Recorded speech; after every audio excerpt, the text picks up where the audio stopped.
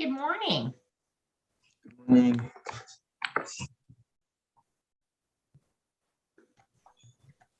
Can you hear me? Can you hear me now? There we go. Hey, Allison. Hi, guys. Hi, how are you? Good. I just got off a really interesting call with OCP and the whole UL listing team, and that was really exciting. So yeah. Wow. They are making some, they just made a big announcement this morning. UL has joined the OCP, and they are specifically deep diving into not only the immersion cooling technology, but the fluid, a lot of really interesting stuff. So Wow. great. Those are the things, those are great things, because addressing the customer's risk aversion is probably top priority, and those are the good standardizations that we need in the space. So awesome. Yeah. I know our team had already looked at that, in fact, that's mentioned. So I found out, who's kind of trying to address that, so I guess some of our competition, they're listed in what's called a CE in Europe, is like our UL, right? Yeah. But yeah, good stuff, anytime, all that. So did you pull together your thing? I know we got a few minutes, and we have. Yeah, I mean, I read through everything that Mario sent. I still have had questions, right? I'm getting him, he's doing well by me and answering my questions, and so I'm getting there, and so I understand better, what you guys are doing, and it's very cool. So you skid mounted the entire dry cooler section. I'm still just trying to understand pieces of it. I didn't see that. I can't understand whether you're using water on the dry cooler / adiabatic side, or whether you're using glycool and an intermittent heat exchanger somewhere in the package. That's what I would think that you were doing, but I didn't see that in, I don't have the technical details of what it is. We need to provide you the technical details. Now, the technical details on that type of system is different than the technical details on the other type. But I know he'd be more than happy to he's been great in answering me in time. So I'm sure that he's going to continue. But look, my position doesn't, waver. It is still the largest density. It is still the largest.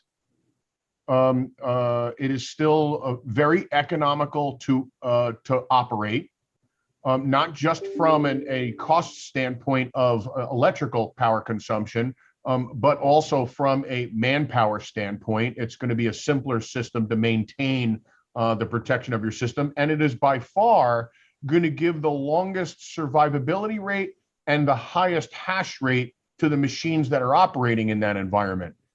I think the verdict is still out as to how much increase the hash rate and how much longer it'll make the machine last, but it's going to be appreciable, whatever it is, because it affords the greatest level of protection to the environment. And so that's, for a person who wants to build it and forget it, right? That's what these are all about. That's what's going to be, that's what it's going to, and to do it in that's going to be the technology that will need to be deployed.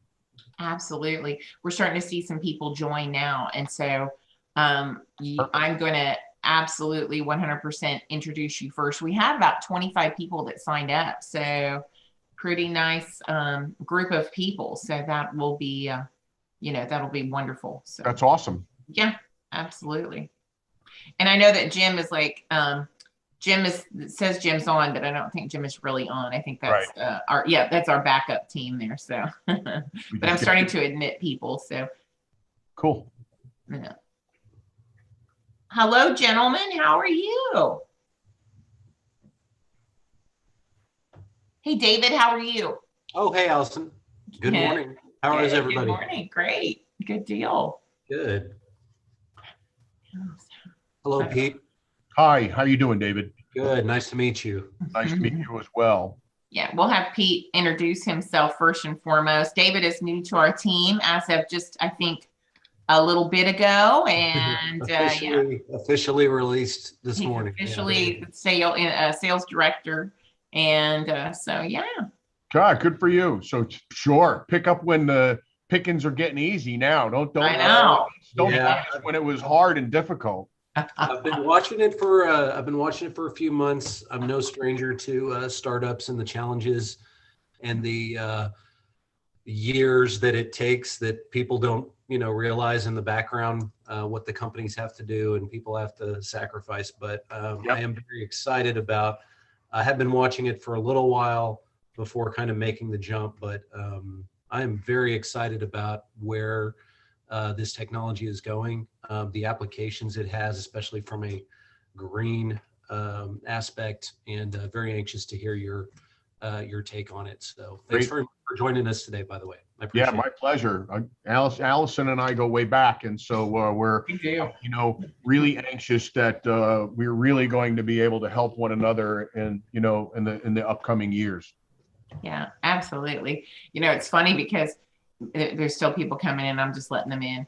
And I would say, of course, going back 26 years, and you go back further than me, Pete, in the data center side. And, I remember trying to convince people and explain to them what a UPS is. And I mean, literally in 1995, one of the first, we sold Dell Tech UPSs, and you're going to have to go way back to remember those, right? But, trying to explain actually what, the reason you need to put a UPS in. So,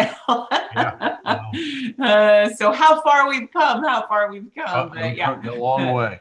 And now I'm going to try to convince you that you need a whole lot less UPS because you have now, there's so all much your going power. on. So there's so much going on in the data center industry right now that we're doing, and so it's funny. It all kind of interplays. It's this. Well, I don't want to steal, but it's what I'm going to say, right? It's this migration to a distributed economy, and so whether that's currencies in the form of cryptocurrency, whether that's energy, and whether that's people, or whether that's a distributed internet, that's kind of the mindset that the world is gravitating towards. But I'm sure we'll get into that discussion. No, absolutely. And no, I appreciate you. As far as I'm concerned, I want you to just talk your talk today. Sometimes, I feel like I'm the only one shouting to the universe on some of my own videos. So I'm excited for you to take the reins today. I'm telling you. So, hello, gentlemen. We've got a lot of people coming in, and we just want to welcome you. And we're gonna give it about 3 more minutes, about 5 after. Then we're gonna let my special guest and one of our technology partners, Pete Sacco with PTS Data Center, introduce himself. So I see a lot of familiar faces, and hello, gentlemen. So, as we're starting to get everybody in there. See John down there. Yeah. John's on. Hey, John. Am I the John you're? Yeah, John. Yeah, I know that is probably John's Spivey. We should probably start using last names. Huh? Yeah. Probably should. The list is this big. You're the one and only, John.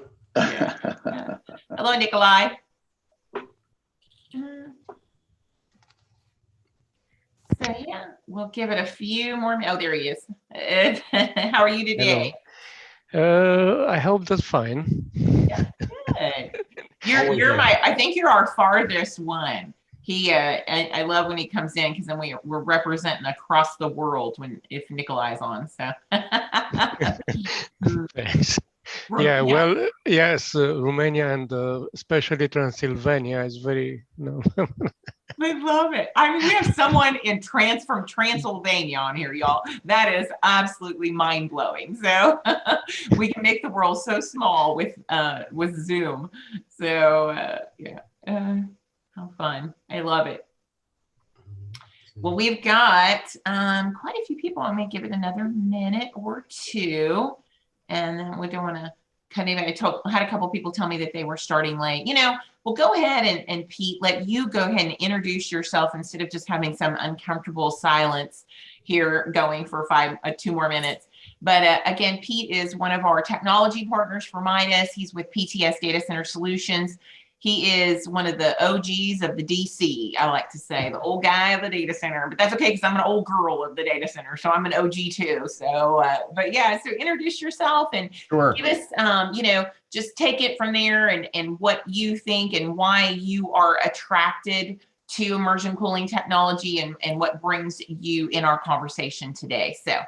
Thanks, Allison. I appreciate it. And thanks for inviting me. And like I said before, it's so exciting that we're going to take this next chapter, right? We've known each other a long time, and I was always captivated by where immersion was going. And I think with the crypto industry is specifically, we're going to see its emergence as a leader, which will lead to a leadership in the data center space. So with that, my name is Pete Sacco. I'm the president and founder of PTS Data Center Solutions. We're in Oakland, New Jersey. I like to refer to it as the lesser Oakland here on the East Coast. But when I built PTS 20 plus years ago and building data centers, I'm really a design build firm. So I've got architects, MEP engineering, all the way through construction management. I have a lot of the other disciplines on staff, such as data cabling and things like that. And we've watched a lot of changes in the data center, right? And in fact, I would not consider myself one of the hyperscale designers, right? I'm the guy who built all the data centers for all the enterprise companies that you've ever heard their name, right? From people, the really big people like the Pfizers of the world. Right now we're working a project for Horizon Blue Cross Blue Shield. I see Ralph on, and so all the enterprise names, and as you well know, that market has changing dramatically, right? First it went to co-location, and then co-location has given way to cloud, and cloud now is giving way to a hybrid economy, which is making data center ownership and on the enterprise even more complex now. Now I got to worry about, what do I have on site? What do I have in co-location? What do I have in the cloud? And how do I manage and cybersecurity, all of that? And then throw in there what I've been predicting a long time is the convergence of both the data center and crypto mining, which crypto mining got off to a very interesting start, predominantly in China. And we've learned a lot from there. And now all of a sudden, because of movements by the Chinese government, we're seeing interest here. So PTS has been pivoting to be a solutions provider for the crypto mining industry. But a little interesting thing came along the way as I became infatuated with the business. I'm also a miner myself. So I got to know all aspects of the business. So if you look at PTS today, we're helping customers find land. I'm working with people in the oil and gas industry and cultivating sites and finding the places in the country where we have the lowest operating and what states are offering the best incentives and which ones are friendly incentive-wise and which ones are not from a tax standpoint. And we're all standing by waiting to see what the federal government is going to do. I spend a lot of time talking with Gartner about this and what their opinion is going to happen. And so before I even getting started on the crypto mining industry, let me give you a broad statement of what's going to be an interesting, why are all these things happening? And I think for us to get through the next few decades, as a peoples of the world, we need to be rethinking how we're thinking about things. And my feeling is the only way that we thrive, not survive, thrive, is to become a distributed economy. And we're seeing the makings of that already. We're seeing it with the likes of the cryptocurrency industry, a distributed currency, not just one like Bitcoin, which is a store of value play, right? An analogous to gold. We're seeing the altcoins, which is a utility function. And so whether that becomes proof of work or proof of stake we'll see over the next few years. Interesting. But we're also seeing the distributed economy manifest itself in other ways. How about energy, right? We're doing a ton of work right now with the fuel cell manufacturers, in particular Bloom Energy, right? Who's been around for over a decade pushing its wares, but it's becoming extremely relevant now because I could use a fuel cell and I could create on-site electricity from a much more reliable fuel source, natural gas. I could build it cheaper than the utility. I could build it more resilient than the chiller. Than the utility can, and I can build it greener than the utility can. And so now we can create, if you're a data center, a hospital, a manufacturing facility, creating your own electricity, decentralizing from the utility is going to be part of your future success. We're seeing it because of the pandemic distribution of people. We learned through the pandemic, I do not have to have all my people in one location. I could distribute my people wherever. And what is that going to mean? And that complicates the landscape of how do I protect my assets and people's sites or residential sites and so on. But lastly, probably the one that we're furthest away from is a decentralization of the internet itself. But there's plenty of people working on there. But it's interesting. I was meeting with David Furlong, one of the big thinkers of blockchain in the world, works for Gartner, and we were having a very poignant discussion about the difference between whether we become a distributed economy or not is less about the technology and more about the governance and mindset. And this will be the hardest one for the world, especially the United States, which has a currency that is manipulated more than any currency in the world. Will we give up that to a distributed, unfettered fiat currency? And so I wish I could answer that. I could tell you where my heart and head are saying we will become a distributed economy because we have to be, but we will go kicking and screaming into that good night. So in the meantime, there's a real and definitive opportunity to be into crypto mining right now. And crypto mining is probably not a forever thing, but it is definitely a right now for the next decade or so thing. And specifically, if we're talking crypto mining, we're talking proof of work models, right? So for like Bitcoin. And so there's a real opportunity right now, because I do truly believe that Bitcoin is very analogous to gold in its construct and is a true store of value. And we'll see as the markets gyrate, and boy, we're saying that at the right time because the markets are gyrating this week. And so we're going to see what happens with that and how it goes. So if you look at my LinkedIn bio, you're going to see that outside of PTS, and part of PTS, I'm doing crypto mining, but I'm also involved in multiple blockchain companies. I'm a partner in a hedge fund out of California, and we're about to launch OnRamp, which is a product to allow registered advisors to actually trade cryptocurrencies on behalf of their clients within the registered community. I'm a founding member of Humble. We're on the OTC. We're about to get our Series A funding. In essence, we built Alipay for the rest of the world. So it's think Venmo plus Zelle plus financial instrument. So I'm deeply rooted in this industry and this movement to this change of governance model to a distributed economy. And a big part of that is that the data center and mining, I think, will be relevant for the foreseeable future, as hard as that's getting to look at today to figure out what that's going to be. So what does immersion cooling mean for both the data center and the crypto mining industry? So let me back up, and I'm going to talk about when it started. How did people do it? And here's how they did it. They took a building, took out all the windows of the building, stacked up a whole bunch of miners in the building, took the air from the outside, no matter what it was doing, used the fans and the miners to actually take the whatever air coming in, heat it up, and then blow that air out another window. Let's call that technique a direct air-cooled approach. And that became the standard for the long time. China had cheap power and cheap and inexpensive labor, and it was plentiful. And if you were going to live in that world, all right, that's how you did it. Why? Because the truth of the matter is, when you are taking outside air in, you have nothing but problems, right? You have dirty air, contaminated air, hot air, cold air, humid air, not humid air, all going through the machine, which causes machine failure, which means the machine is going to operate suboptimally at, and by machine I mean miner, is going to operate suboptimally. But they had unfettered amount of space, power, and labor. And so it became a workable model for them.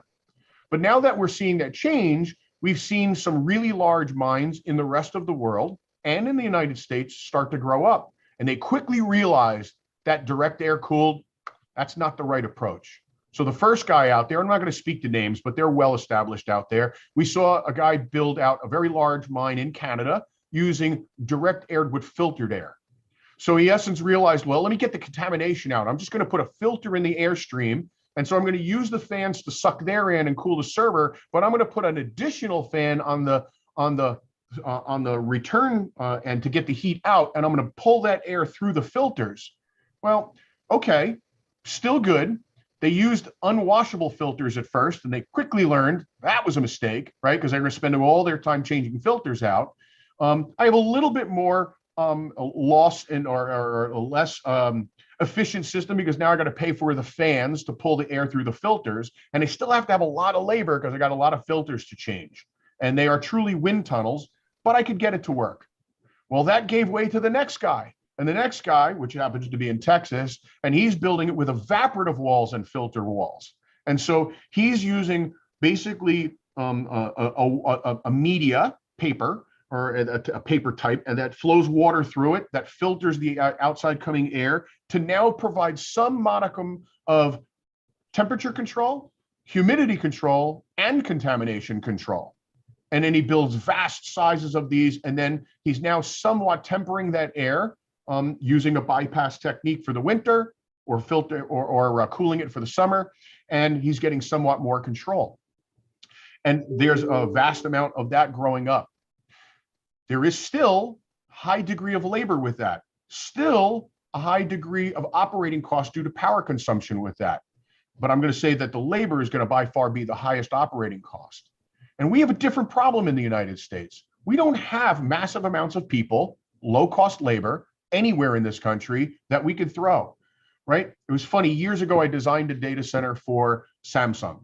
And so when I was in Samsung and I was being questioned by the chairman, which is a daunting thing in and of itself to sit there, and I was explaining that the capability of Samsung data centers is right here, and your amount of stuff that you have in here is up here, and your risk is very high, and you are going to have a failure. And he listened to me, and at the end of it, he says, "Pete, but we're not realizing that kind of failure rates. Why?" So I went back, I thought about it, and through my analysis of sitting there, I realized why. And I said, I gave him a story. And here was the story. In the United States, when a wall is falling, we find the smartest guy in the room to build quickly a tool to hold the wall up while we figure out the problem. And in Korea, we send 10,000 people to hold the wall up, and we tell them to stay there. And that was the answer. It was still a people problem. And so now the answer is, how do we achieve what we want, create vast arrays of crypto mining equipment with the least amount of personal intervention possible? That means I have to have unfettered temperature control under any density. I have to have unfettered cooling to maximize the lifespan of the equipment and to maximize the hash rate of the machine, because that's truly what we're talking about, is how do I get my hash rate bigger, right? And I have to be able to do that with less people. And that's where immersion is going to shine. Is it going to be the most expensive technology as compared to those other technologies? It is undisputable and undeniable it is going to be that from a CapEx standpoint. The question is going to be, if I take all the indetermined numbers, how much longer do I get at the lifespan of the miner? How much greater is my hash rate?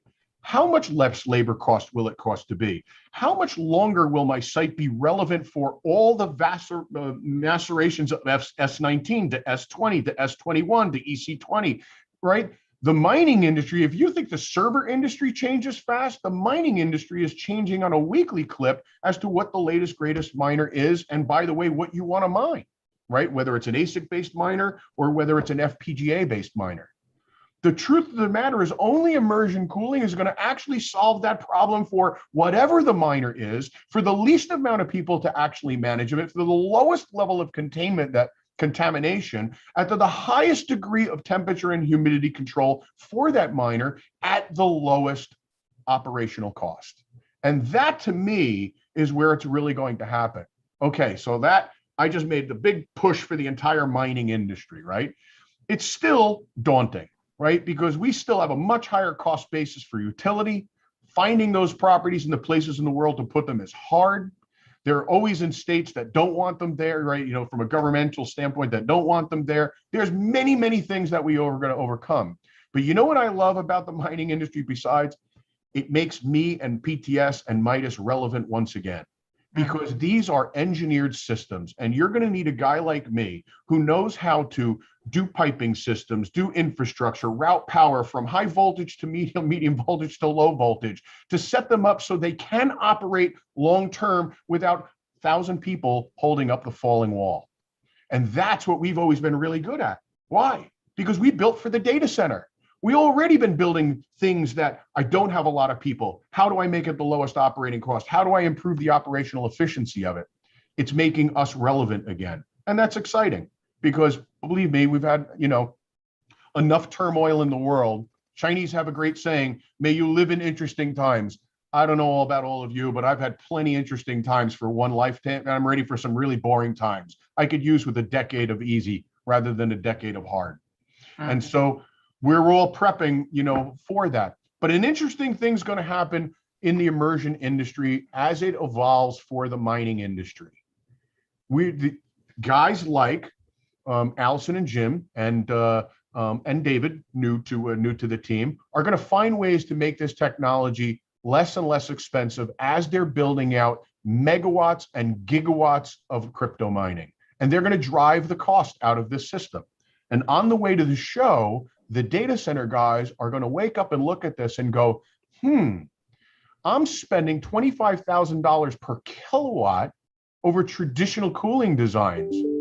And I could be something far less with an immersion design in a smaller space with a higher degree of density. I could tell you, Allison and I are meeting right after this meeting. When we're done talking with you guys here, we're meeting with one of the largest telecommunications companies in the world. He's got telecommunication closets all over the country. You know what he has a problem of? He's got all the space he needs. I don't have the density, power consumption, or cooling capability to handle the highest level of equipment. Well, guess what? We could put a tiny immersion cooling tank in every one of those shelters and solve his problems for the foreseeable future. And they know that. And we're working on the POC for that. And they'll probably deploy them in thousands of telco shelters across the country.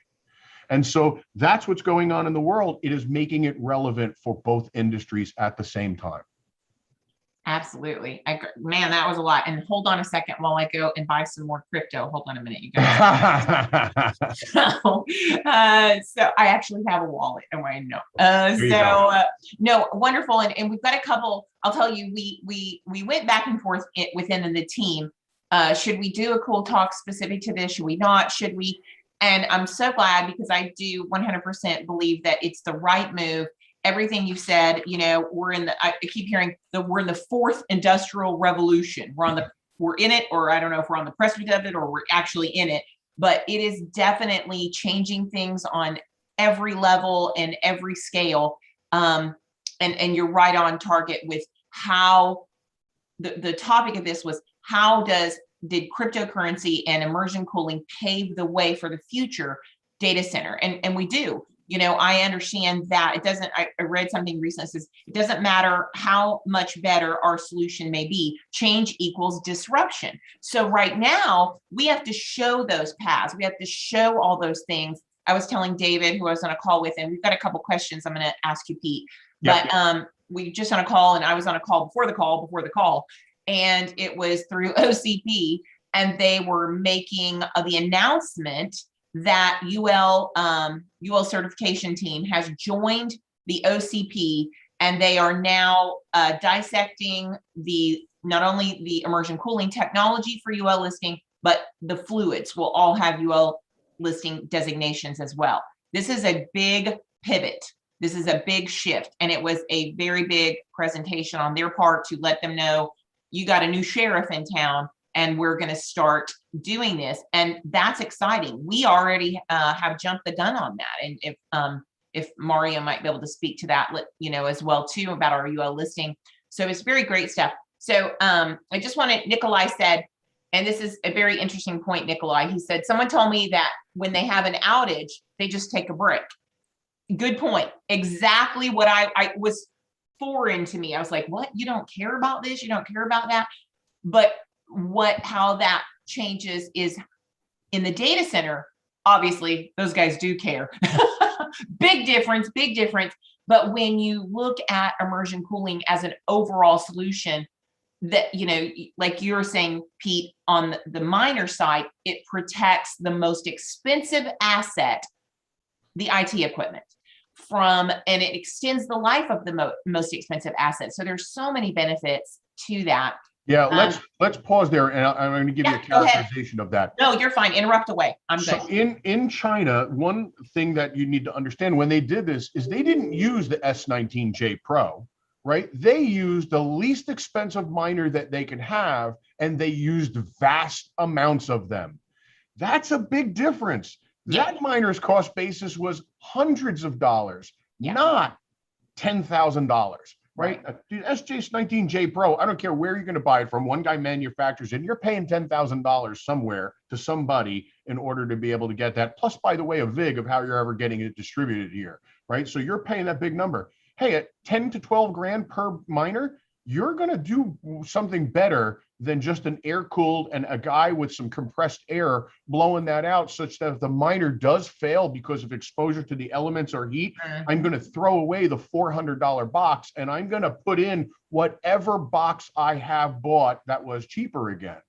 So that is a big, the average person that wants to get into this industry doesn't do that. Now, we would never also do that, right? We are going to put in the highest hash machine that we possibly can to minimize our size, optimize our efficiency, optimize our hash rate. So therefore, we're going to step up the game and we're going to put in the most amount of infrastructure to actually protect it from a cooling standpoint. What we probably won't do is to protect it from a power standpoint, right? Because the infrastructure cost for putting in backup power systems for that mining equipment is too expensive, at least for the cost basis. And so that probably won't happen, because when we are building a data center, it is about availability of the server, because it is running an application that runs a workload that is used for servicing a customer. When you're Bitcoin mining, you're serving yourself, and it's only a dollar problem, right? It's a revenue issue. And so that's why there's such a disparity on the power side. Right. I think, so David, you said, Pete, do you know what is the fan's energy consumption in mining equipment? Yeah. And the answer is yes, obviously. And the problem is it changes. And I could tell you that more than half, 90% of the designs that are out there from the people right now that are using a fan to take air in, blow it through something, or using a fan on the out part, are actually doing it incorrectly, actually doing it inefficiently, and are not doing it the way it should be. In a perfect scheme, if you're going to use fans through any filtered, whether it's an evaporative wall or a filtered wall, you have to do it the following way. I have to actually forget about input fans. There should be no input fans. The miners themselves will actually draw the air through. What I want to do is I want to put sufficiently sized supply side fans to draw amount of air needed to cool, humidify, and filter. And this is a complete airside solution. And I want to be able to do that to get it through the media. So therefore, the server with the miner wall is not complete hot aisle, cold aisle separated. I want that bypass air to come through there because I need to pull the outside air through there.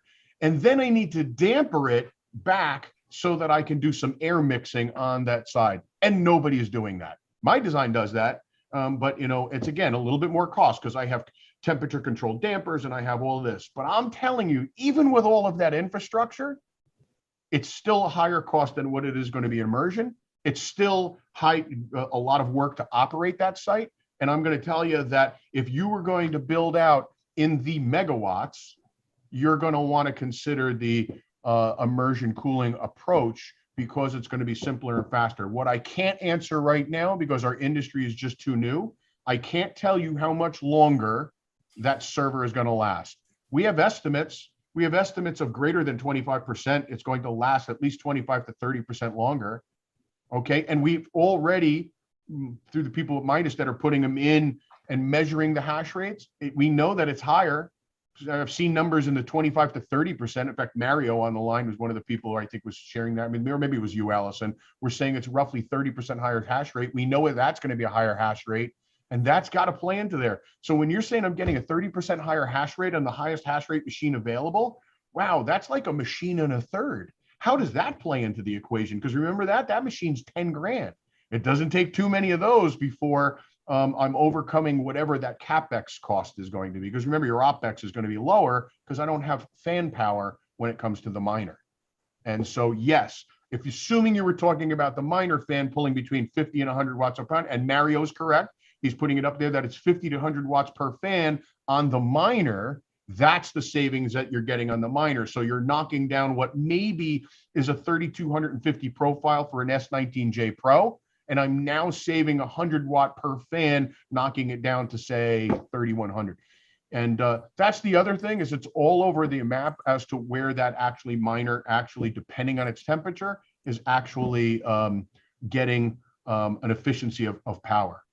And somebody just wrote, David, up there, you just wrote that you talking about percentage. I know that some of the ASICs take up 50% of the total power.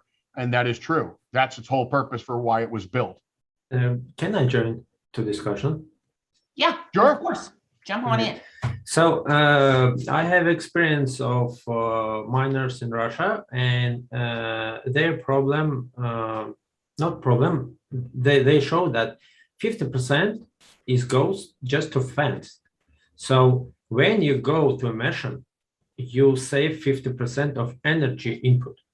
And the improvement of that is that when you come into a minor data center, it is very noisy because the physical possibility to cool down the ASICs by air is limited.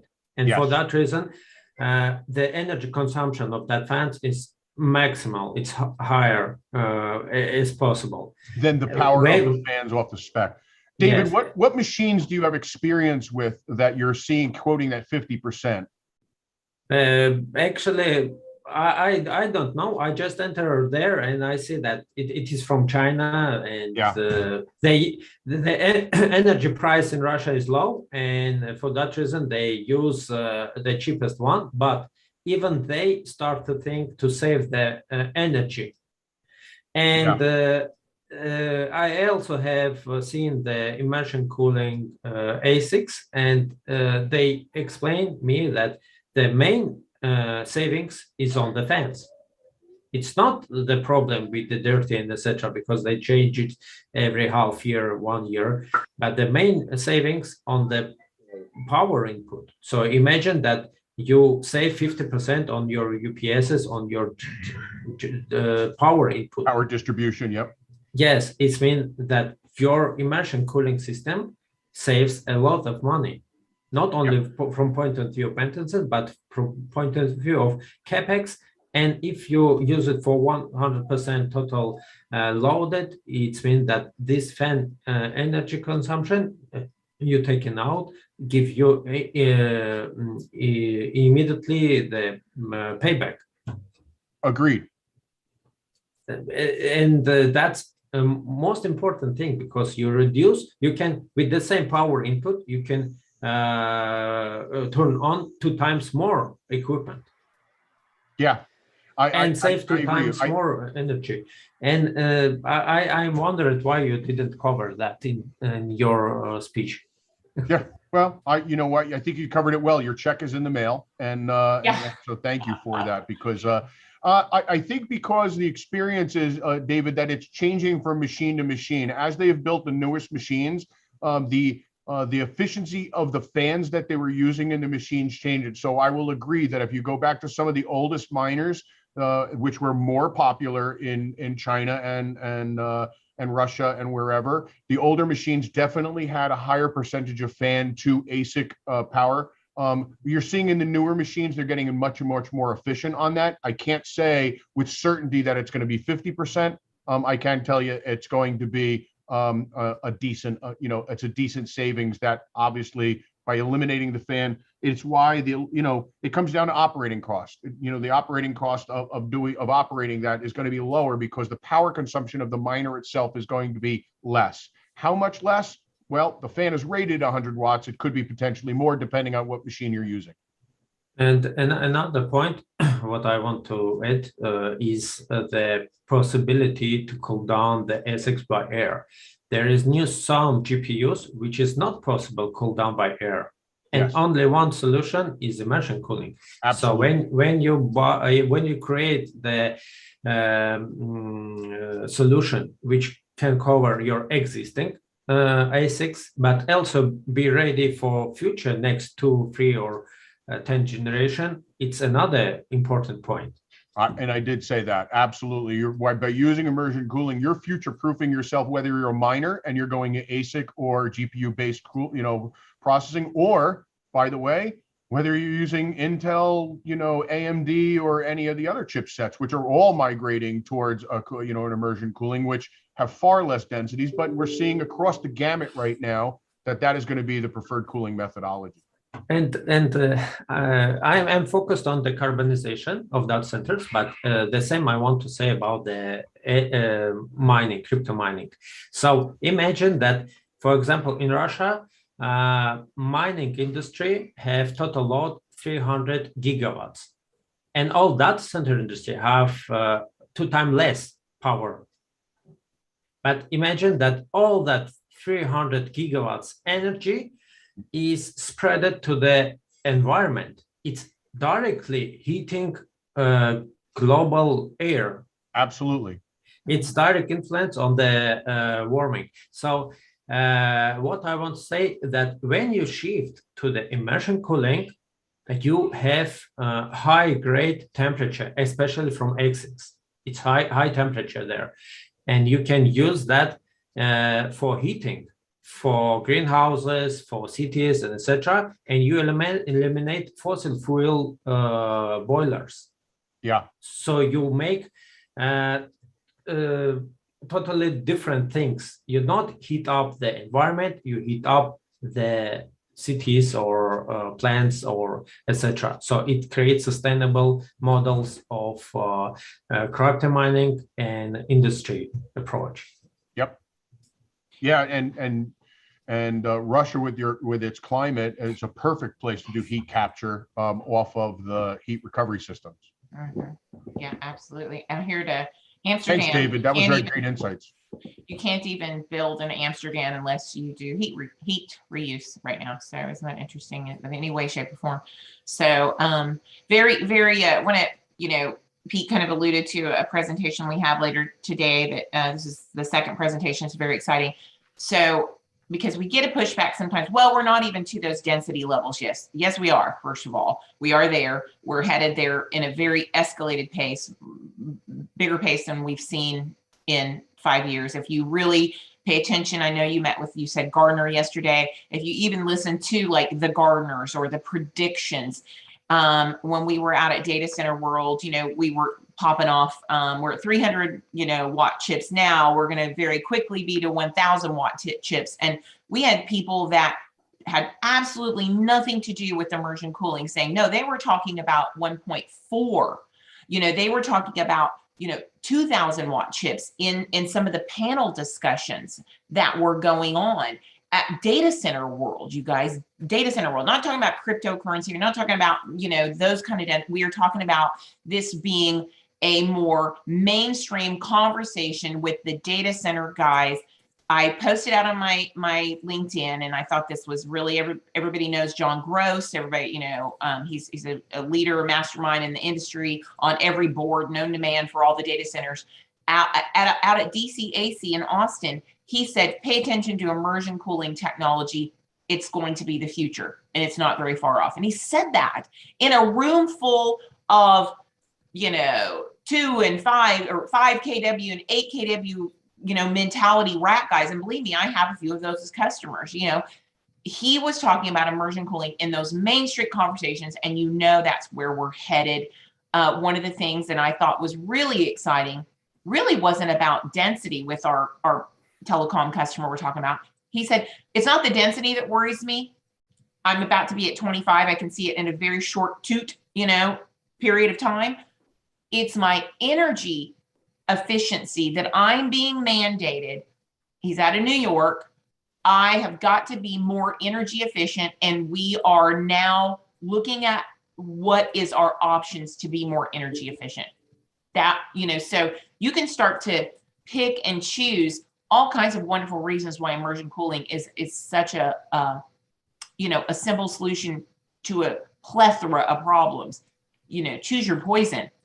Because today it's one thing, tomorrow it's going to be something else, because literally there are so many things to choose from. So anybody else out there? I have no questions in the chat. Would somebody like to say something? I know we talked a lot about crypto, and I think it's like very inspiring, and how it segues into the data center, getting past the mental blocks that some of them have. Anybody want to speak to that or make an assessment or ask Pete a question? Listen, I forgot one thing about the comfort of the person who work with these mining machines. They're too noisy. It's not possible to be there for 1 hour. It's crazy noise. But when you shift to the immersion, You create the comfortable situation, not only for the personal, but also all in neighbors, because for that reason you can't place the air-cooled mining systems near to the hospitals or kindergarten or any residential area. But with immersion cooling, you can place it everywhere. That's very good. I In any scale. I always loved the Hut 8 YouTube video up in Canada, where they had to dub over the top because you couldn't possibly be around any of the, the huts because, they had to put them in the middle of nowhere. And so, which in Canada is easier to do than, putting them anywhere else. But yeah, that's a good point too. Yeah. I hadn't even considered that one. And especially if you are, we're talking about having a lot of different, as far as people to, go and do some of these things that you were talking about. We also have to consider especially if it's a public company, OSHA, you've got to, all those regulations. And if we take outside of ourselves and not look at crypto again, and we look at, AI and some of those kind of high density, same problem, OSHA and the regulations with that. So, I mean, that's an actual thing. I mean, you think, oh, it's noisy. They're not just being, oh, it's too noisy in here. I mean, it's really noisy. Like you're saying, you cannot hear, and you have to have ear protection and all kinds of crazy stuff. So Allison, I have a question. I've got a question for you, David, because you seem well immersed in this industry, pun intended, by the way.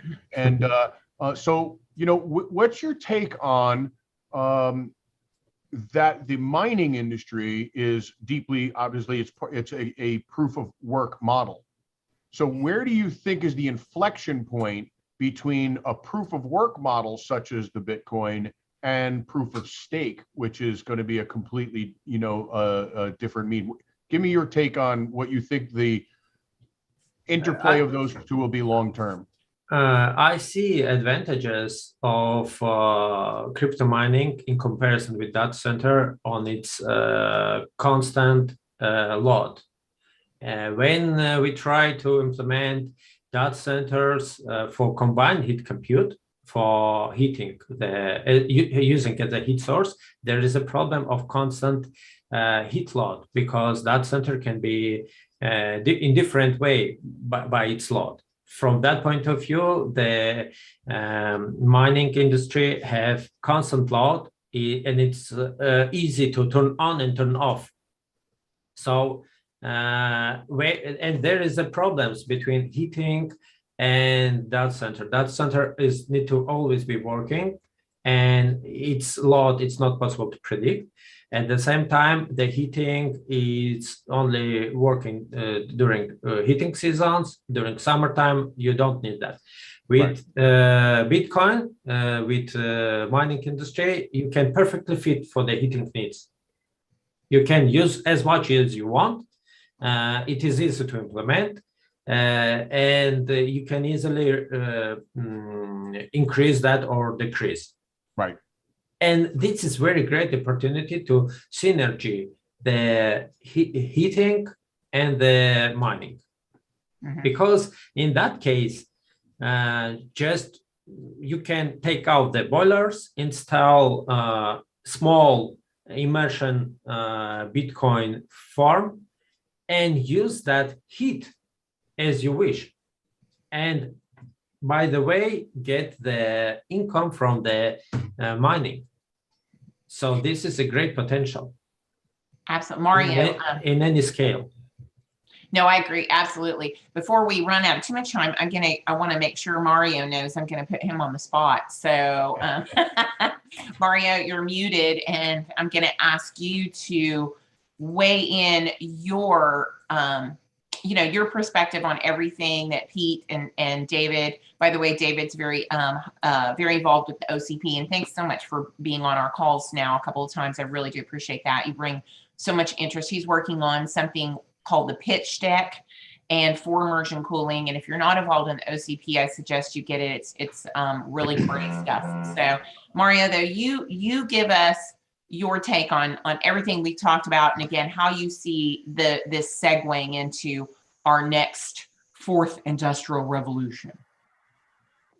Well, Guess thanks for putting me in the spot. First of all, Peter, that was a fantastic oversight. I think I agree with about 99% of it. The only thing that I think it's a important thing that we need to consider is the overclock. I mean, you did mention that, you get, 20, 30, it varies depending on the machine. You get that much more out of a $10,000 piece of equipment.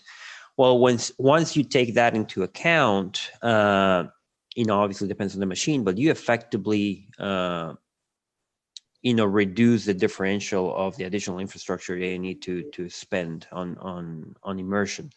And that's only for the first refresh. We don't know yet. I mean, originally the S9s, people thought those were going to last about 6 months, and it's been about 6 years, and some of them are still running. So S19s are definitely built to last, which is like you mentioned, Peter, one of the main reasons why we want to take good care of them. We don't know how long they're going to last. I mean, that's a very big unknown. We know that we got to, if the S9s that were intended to last months lasted years, the S19s, God knows, it could be a long time. That's a big, and that's a big question mark that we don't know. But whenever that technology refresh happens, let's just say we can overclock at least 20%. Well, we're going to be able to buy 20% less equipment, which not only is the most expensive item in your entire BOM, but it's also hard to find. I mean, right now, even if you want to buy $10,000 piece of equipment, you can't buy them for that much. If you're just coming late to the party and you want to buy them, then you're going to have to buy in the second market, and that's going to be way more than 10 grand. Yep. So if you're able to buy, 20% less equipment, and that infrastructure is already there, all your tanks or your pumps, everything, the oil even, it's already there. All you need to do is replace the equipment. Then that infrastructure, that's a long-term infrastructure. So once we start getting more familiar with, okay, how much can we overclock and the life expectancy of those miners, I will think it'll be a lot easier to justify immersion cooling. I mean, we're absolutely convinced that this is the way of the future.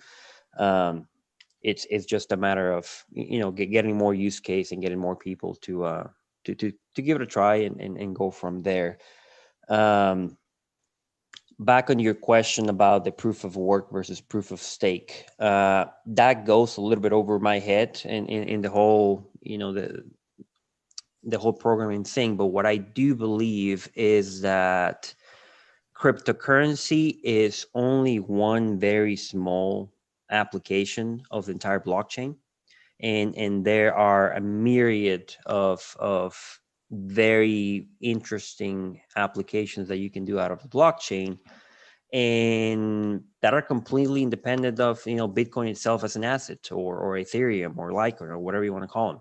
So depending on which application you're using for, then there's going to be different proofs that are going to be more adequate than the others. So obviously the main disadvantage of the proof of work is the large amount of power consumption. But does someone might want to talk? I think he was just clearing his voice. But yeah, I get your point. The proof of stake will change. But when we use proof of stake, let's call it tokenization, for business process, that lends itself now I have vast amounts of applications that need to be run in order to leverage that, which puts us right back into the data center, which puts us right back into immersion cooling. So I think your point is well taken, that even if proof of work doesn't become the de facto standard for the next multi-decade, even if it is proof of stake, we're going to see the convergence of both, let's call it all compute technologies, go to a basis of more power and less space means more money. Mm-hmm. And to me, that's our take. If you hit the PTS website, we talk, that's what it comes down to. Mm-hmm. More power and less space means more money. And whether that's a mining operation or a compute operation for an application, it all means the same thing. Pete, Allison, can I add one thing about the advantage of mining versus the data center? So there is a problem with data center when you have already infrastructure servers support from OEM suppliers, it is very difficult to make this transfer from air cooling to immersion because you have many influencer. I mean, you want to get the guarantee from this server producer, etc. From that point of view, the mining currency is not depend from the producer of the server. They already they are much readier to make that transition from air cooling to immersion. There is no borders for that. In that center, they exist. And from that point of view, the crypto miners can make that much faster and easier than all that bank infrastructure or enterprise infrastructure that they see the advantages, but even with that, don't ready to go to immersion. And they stuck in that air cooling. Right. This is important thing for that. We also have IT Renew. John Spivey also is with us today, and IT Renew is part of the OCP team, and very exciting what they're doing in regards to the circular economy, and we've got some really great stuff that we're going to be popping out with showing that material compatibility. But I do think, you would think that the OEMs would be much more faster paced to jump into this if we're going to extend the life of your equipment. It seems to me that would just help them out, right, in regards to how that they would perceive warranties and some things like that. If you really think about it, it just seems like that would be a win-win for them, and a lot less moving parts. We automatically take the fan off. So we really are seeing a shift that's headed that direction, speaking just in the regular data center. And I think, that we're going to see, again, a big escalation in the next year on that too. So. Hey, Allison, can I jump in on that just a little bit? Absolutely. Play devil's advocate a little bit, because I'd be interested to hear what Pete has to say. So I've been looking at this pretty in depth as far as what those major barriers are on the enterprise side. What do we need to, it's really a matter of education, but what are some of kind of the key points? I'll mention a few, but Pete, I'd love to hear your feedback too. What you run into is these companies are, the manufacturers, OEM, they're in it for a profit, right? They are doing things, and they're pushing, and they're innovating, and they are doing some incredibly great things from a co-op kind of perspective. But ultimately, we've got to pay the bills and keep the lights on, kind of thing. So they're from that aspect, extending the life of technology that is going to be out of date after 3 to 5 years, right? It's not in their general best interest to say, okay, well, we want to sell you a new server, right? We're going to want you to upgrade your equipment. We're going to want you to go down that road, and that sort of thing. So I think the position for enterprise is going to have to be a little bit stronger. So for example, instead of saying, well, we're just going to extend the life of your equipment, or we're going to cut the power consumption, and, you don't need this, you don't need that, those sorts of things. Instead, it needs to be a value kind of proposition, right? So for example, I was speaking with a friend of mine who's a global account rep at Dell. So so we're talking about, what it takes for him to throw a rack together, and, what his average order is for his larger clients, when they do refreshes, how much do they do, all that. So I was kind of getting that inside scoop, and he was telling me he said, from my perspective, it seems like what I would say is, okay, immersion cooling from that density standpoint, right? I don't have to buy a rack that's really only utilizing, 12 or 20 U, because of the density, I can now say, okay, well, listen, we can utilize all 50 U, like in one of our immersion tanks, right? We can utilize pretty much all 50 as long as we're able to cool it, and as long as the oil can handle that amount of power and heat. and exchange it in a safe manner. Or like David was mentioning, if there's a way to, recoup it, right, and actually take it and reuse it. But the other side of that is not just that, but also saying, okay, if where a company would normally maybe purchase a couple, blade enclosures to handle a job, right? That's a lot of servers that they're going to put over, and they're probably going to spread them because of the size over probably a couple of racks. They might actually say, okay, well, we're not going to do this. If we can actually get the latest and the greatest, right, increase our budget by 20, 30%, but we can get to where we can handle that job with, less resources, right? The customer is happy because they can get the latest and greatest. They can actually extend. And then if you think about it on the OEM side, when you get into situations like we've been in the last couple of years between chip shortages and things like that, if we're able to do more with less, I think that's the primary driver for the OEM. What do you think about that, Pete?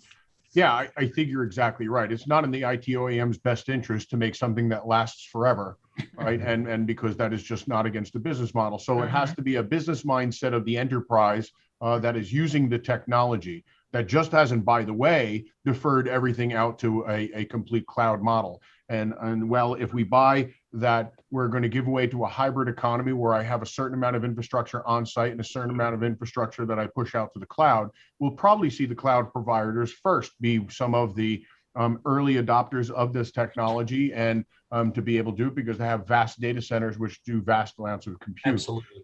The enterprise will follow second, the co-location will follow, second, and the enterprise will be in par with them because we'll deploy the technology that way. But it has to be a mindset shift of the enterprise that's how they want to do it, that wants to be able to do it. We're running out of time, and I personally have a 1 o'clock. So I'll tell you a quick story. Here's Intel. When Intel converted one of its chip fabrication Phillies over to a hyperscale data center, the first thing they did was design a server that wasn't a server. They designed a server that, since they were Intel, that they could change the microprocessor on, and they could keep everything else. So they reduced having to change out the server just by changing out the processor and then using everything else within the chassis. We've also seen people like Microsoft, Google, and AWS do something similar, right, in order to extend the life of that equipment. So extending the life of the equipment definitely is a dollar, mover, David. And so, but today the IT OEMs don't make it easy to do that.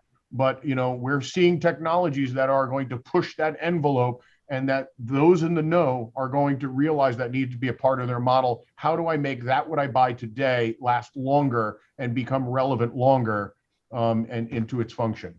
Future proofing. Absolutely. Right. I agree. Thanks, And I know that anybody else have anything else? And I know you said you needed to get going, and we've almost hit an hour here. It's been absolutely fascinating. I don't know if you want to just throw some closing statements, and I don't like crystal balls, but for lack of crystal ball predictions, what is your time frame where you see this being a mainstream conversation of immersion cooling in the data center? I don't care if we're talking about hyperscale-ish type. I'm thinking more colo and enterprise, but give us your predictions. Sure, I'll give you. How about I'm going to frame it this way? Tony Seba, I'm going to steal his thunder. Tony Seba is a Stanford professor, and he made a prediction back in 2018. He says in 10 years nobody's going to own a car. And everybody said, you're out of your mind. He goes, nope, we're seeing the convergence of 3 technologies: electric vehicles, autonomous vehicles, and rideshare programs like Uber. And it's going to change the world, and it's going to be so expensive to own a car you wouldn't. And that's okay. That's a prediction in of itself. What do you have to back that up? He goes, how about this one? In the 1900 Easter Parade in New York City, they showed a picture right down Broadway. And he says, circle the car. So what you saw in the picture was 10,000 horses lining the streets of New York City. And then there was one car. And then he puts up the same picture in 1909, 9 years later, and he said, circle the horse. Oh my. And so here's what happens. I love it. When an inflection point happens in the world, it happens in an instant. Yeah. And so this was done in 1900 to 1900 at a time when there was no social media, there was no internet, there was barely any mass media. You know what there was? It was 10 times cheaper, faster, and easier to own a car than there was to own a horse. And when the general consensus public realizes that some technology takes them to the next layer, it happens instantly. So can I predict whether that's going to be next month, next year, or next decade? No. But I can predict this. It is inevitable. And hold on tight, because I think, you know, we're all in for a real interesting ride. So I love you guys so much. Thank you for joining us, and shoot us we're definitely next month we're going to be looking for some ideas.